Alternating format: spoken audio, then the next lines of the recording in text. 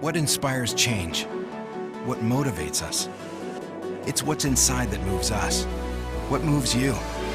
Get the Scion story at Scion.com.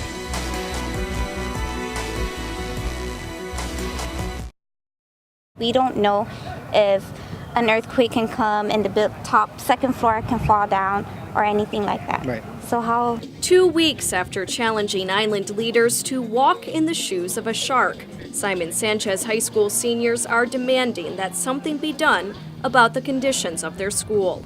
Leave Your Mark project co-leader Tyler Flores tells PNC that she wants to make sure her sister has a nicer facility than her when she gets to high school. I don't want her to have to deal with really tight, crowded hallways and flooding and having the issues of something falling on her. Superintendent John Fernandez was back on the Jigo campus this morning, along with DOE consultants Coval, to determine how much it would cost to renovate the school's restrooms and locker room showers.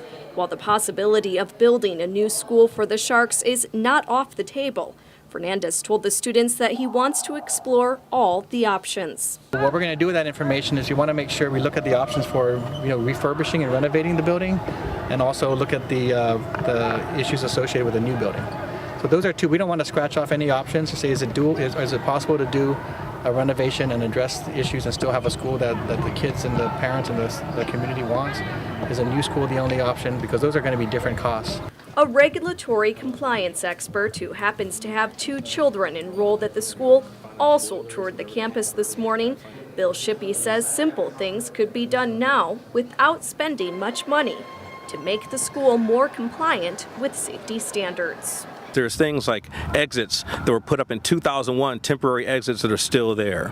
There's issues with, there's parts of the building that are falling down that are rusted away, termites or whatever, wood is rotting away, where something could fall down and damage or injure students. Those things don't take a lot of money to fix. Just take it down, do it, something. But doing nothing is waiting for something to happen. Shippey is the president of Omega Safety Compliance and was a part of a team that did an assessment of the campus 12 years ago. He was invited back to the school by teacher Gretchen Andres today to assess the campus with Superintendent Fernandez.